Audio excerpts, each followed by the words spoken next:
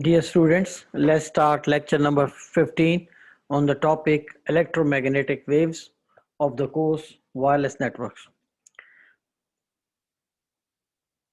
This is our today's outline. First of all, we will revise lecture number 14. Then we will start with concept related to electromagnetic waves, including wavelength, amplitude, frequency, relationship between frequency and wavelength. Then I'll give you assignment, and then I'll share my resources which I have used in making these slides, and then we have question answer session. So let's start with the revision of lecture number 14, which were on the topic association and reassociation, carriers as multiple access with collision avoidance, and modulation. So first start with active association. As you know that there were two type of association we had discussed already in our previous lecture. So active association means that as name indicate active. So what it means that the device will be sending probe continually to scan for an access point. So this device, as this device in the middle of two BSS, so it will be sending probe continually to access or get the access point. So once it it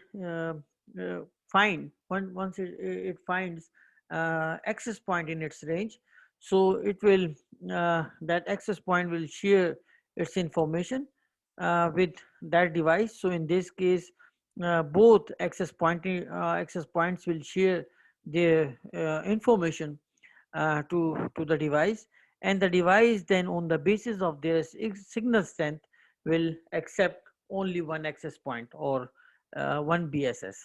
So in this case, this device is accepting access point B, and then it will get the full access.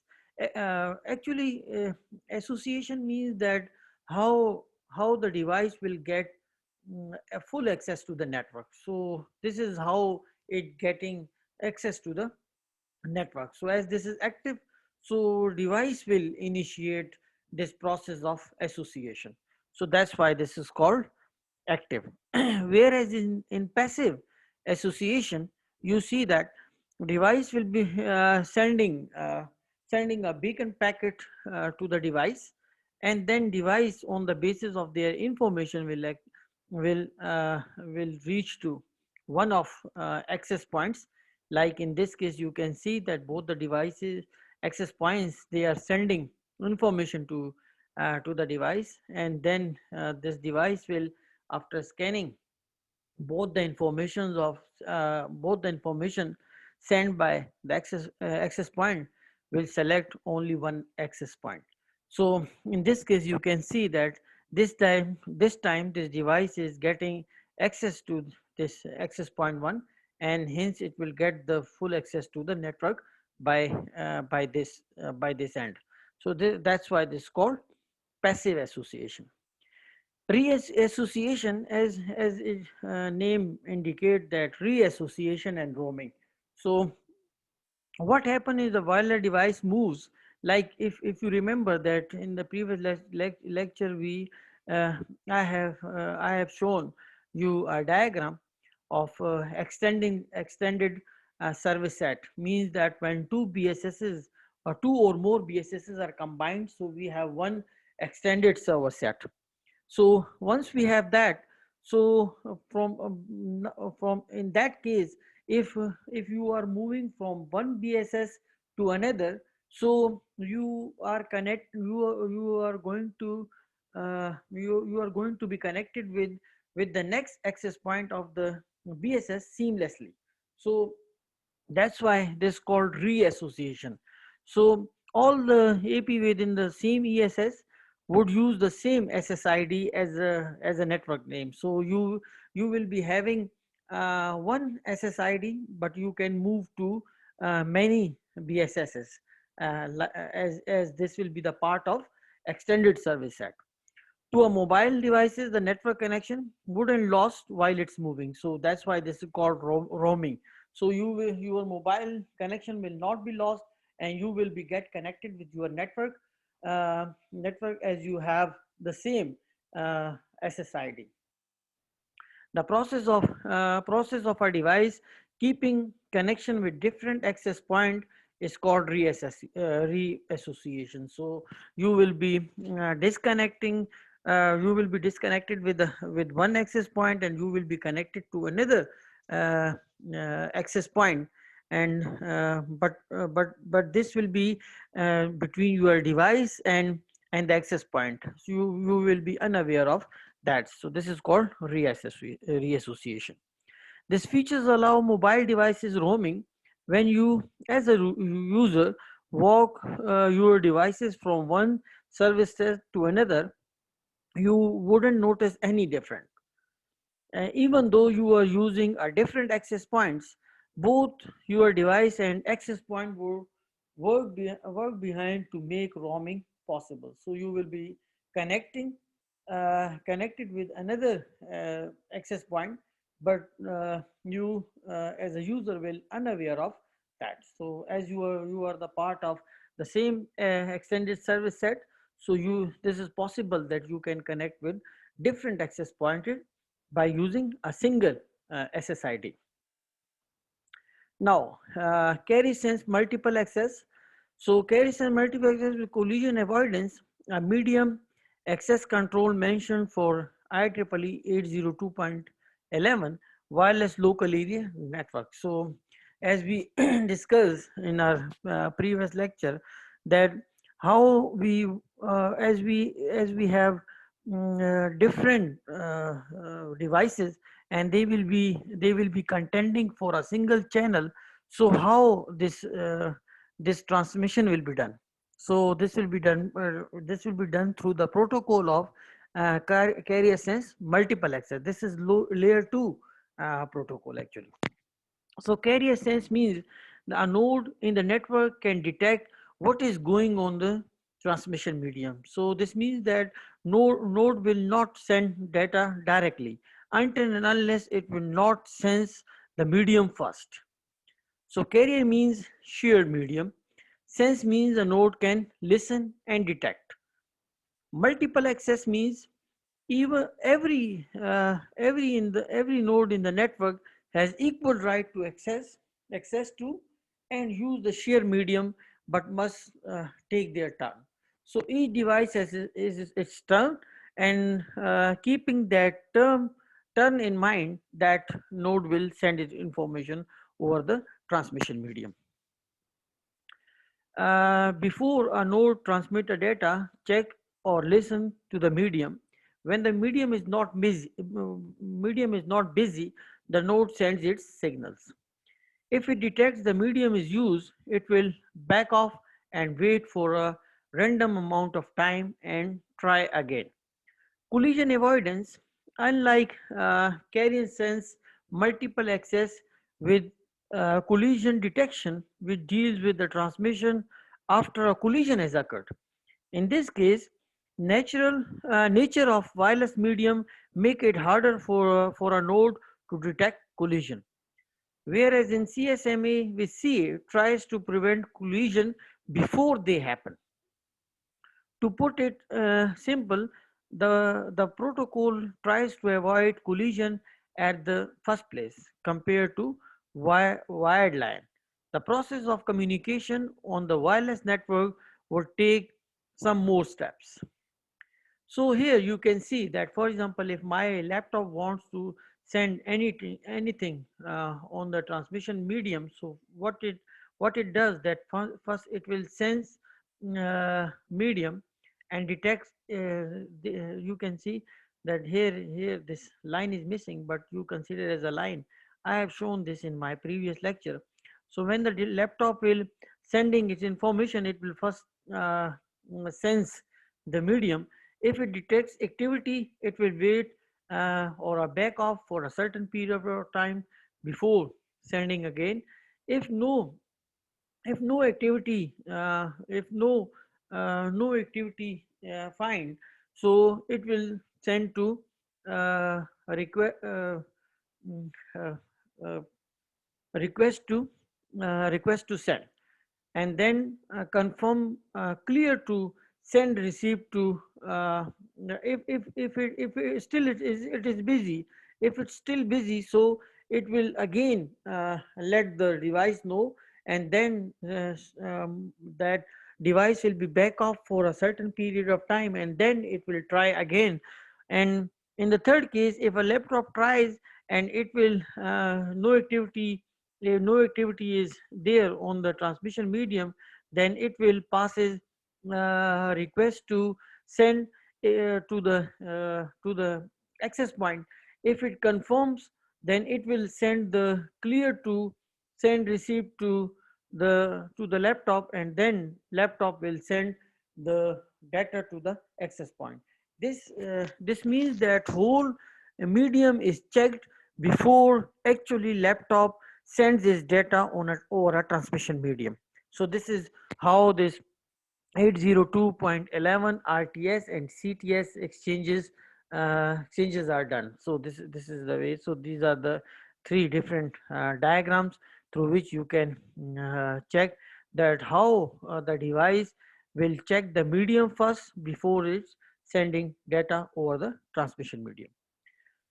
Now, what is modulation? Suppose if you want to or transmit our digital data, such as conversation over the or a phone, music from radio station, we need carrier wave to deliver our data signals. In general, frequency of carrier wave is higher than the signal wave. Modulation is the process of imposing a data signal wave onto a carrier wave. Modulation is the process of changing some property such as amplitude or a frequency of a carrier wave with a signal wave as an input. Why do we need modulation? Why not we? This means that why not we send the data over a channel directly? So why don't we send? Why do we use modulation? Why don't we send data signals directly? Let's talk about experience which probably everyone have had before. If you try to throw a piece of paper far away from us, the piece of paper the piece of uh, the piece of not go far away even if we throw it very hard. However, if we it would not be difficult to get the piece of over a further distance if we wrap a stone with it and throw them together. Digital signals are like this piece of paper. Stone is like a carrier wave. Modulation is wrapping the stone with a piece of paper so that we can throw them together in a way we want. Reasons of modulation. So technically there are many reasons why we need modulation, but we have only talked about four purposes of modulation here. So first one is digital signal wave, chat or music is a low frequency signal wave. Lower frequency wave is more susceptible to interfaces than higher frequency waves. Modulation make the data signal wave a higher frequency wave, so it helps in sending your data more easily to the destination. So higher frequency wave would have more bandwidth, thus carrying more data. The third one is lower frequency signal would require a much larger size of antenna at the receiving end. Modulation would receive the antenna size with the increase of the wave frequency. And the last fourth one is security is another reason in many cases with modulation. With modulation, data signal is a kind of hidden inside carrier wave. So these are the four purposes considering which we use modulation. Now let's start our today lecture on the topic electromagnetic waves. So the concept of electromagnetic waves, so we will be considering these three concepts, and then we will differentiate between amplitude and frequency. So we will be discussing wavelength, amplitude, frequency, and the difference between amplitude and wavelength and frequency. So electromagnetic waves. If we have seen ocean, you know waves. Electromagnetic waves or EM travel through space just like ocean waves. Waves that are created as a result of vibration between electromagnetic and magnetic field. Waves are composed of oscillating magnetic and electric field. The energy carrying radio and TV signals, the heat from microwave oven, the light from the sun or X-ray and gamma rays used in hospital are all form of electromagnetic waves. Their form might be different, but they share some common properties. They travel at the speed of light in an empty space. Let's look at several terms of a wave first. A wave has a highest point called KUST. You can see here in the example here we have wave, and on the top of the wave we call this point as a crust. A lowest point called trough. So this point is called trough. The vertical distance between a crust and the wave central axis is amplitude. So this point you can see here, this is the center and this is the top of the wave. So this is called amplitude. Amplitude about the length of the wave or power of the wave's vibration or oscillation. Other words, the greater the amplitude of the wave, the more energy it carries. So if the amplitude is higher, means that wave has more energy. In wireless communication, uh, amplitude means strong signals. We talk about amplitude, power, energy, and intensity are used interchangeably. So if you say amplitude or power or energy or intensity, we call it, they can be used interchangeably. Wavelength. The wavelength is a distance from one point from any point on a wave to the same point on the next wave. So you can see this is the this is wavelength. You can see here, and this point is also called wavelength. There are 3 points. I have explained all these three here. You can measure the wavelength from one lower point to the next lower point. So you lower point to next lower point, one lower point to next lower point. This one is here. So this is also called wavelength. Or two point on axis. So this is 2 point on axis. We call this as a wavelength. By convention, we measure the wavelength from the top of a crust to the top of the next one. So this is the crust and this is the crust. So if we measure this one, so this is called as a wavelength. The measure of unit of wavelength is meter. You can measure wavelength in meters. Frequency. If you draw an imaginary vertical line in space, you can see here this is an imaginary line in space.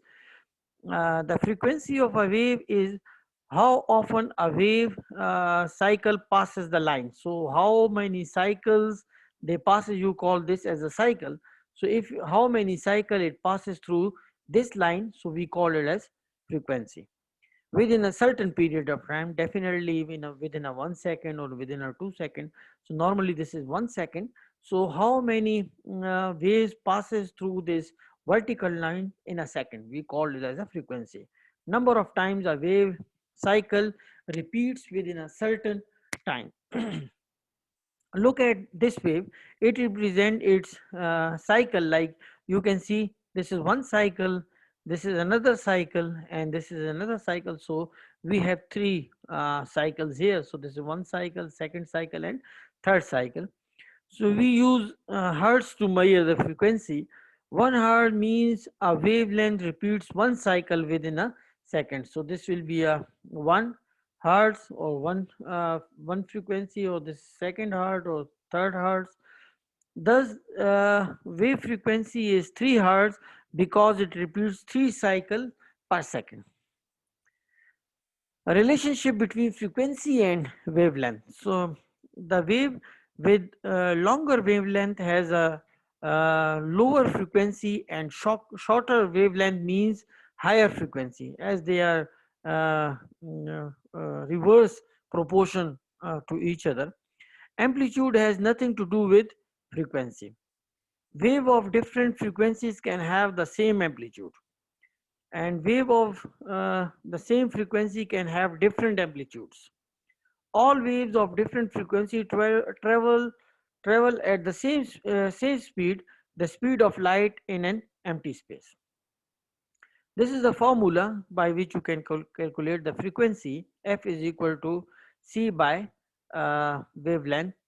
So this is F is for the frequency, this is speed of light, and this is wavelength. So you can uh, check this formula. Now this is assignment. I have some 3 questions for you. You can search it out over the internet as well, but this is just to check your understanding that what you get in the lecture. As the wavelength of a wave in a uniform medium increases, its speed will so you have A decreases, B increases, C remain the same. So you have to answer this one. Second one is, as the wavelength of a wave in a uniform medium increases, its frequency will hmm. So you have A decreases, decrease, B increase, C remain the same. Third one, the speed of wave depends upon, casually affected by, the properties of medium through which the wave travels, the wavelength of the wave, the frequency of the wave, both the wavelength and frequency of the wave. So you have to answer these three. Uh, I'll ask you in my next lecture again. Uh, these are the resources which I have used in preparing these slides. You can go through and check out each of the resource to get more about this topic. If you have any question, you can ask me through KCMS or WhatsApp. I'll be more than happy to answer your question. With that, we reach end of this lecture. So till next lecture, Allah Hafiz.